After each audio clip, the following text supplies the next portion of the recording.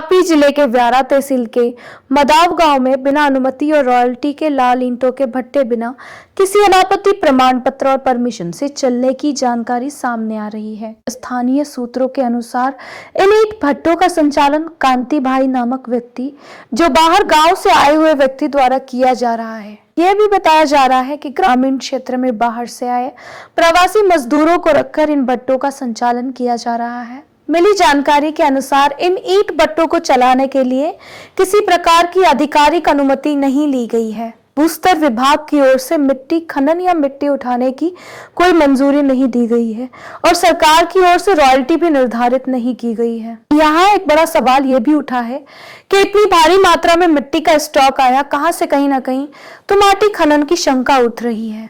इतना ही नहीं, गुजरात प्रदूषण नियंत्रण बोर्ड की ओर से भी भट्ठा संचालकों के पास एनओसी होने का कोई प्रमाण सामने नहीं आया है।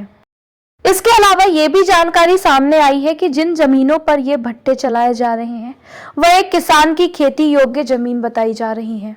महत्वपूर्ण बात यह है कि खेती योग्य जमीन को अन्य उपयोग में लेने के लिए जरूरी नॉन एग्रीकल्चर एनए अनुमति भी नहीं ली गई है। ऐसे में जमीन उपयोग के नियमों के उल्लंघन की आशंका भी जताई जा रही है।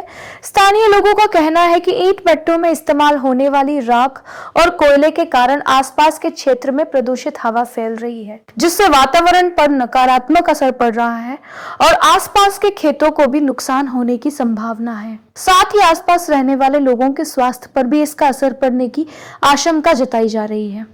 स्थानीय स्तर पर अब यह सवाल उठ रहा है कि यदि इन भट्टों के पास कोई कानूनी अनुमति नहीं है तो फिर ये भट्टे आखिर किसकी सरपरस्ती में चल रहे हैं। कई बार चर्चा होने के बावजूद जिम्मेदार अधिकारियों द्वारा कोई कार्रवाई नहीं किए जाने की बात भी स्थानीय लोगों के बीच कही जा रही है।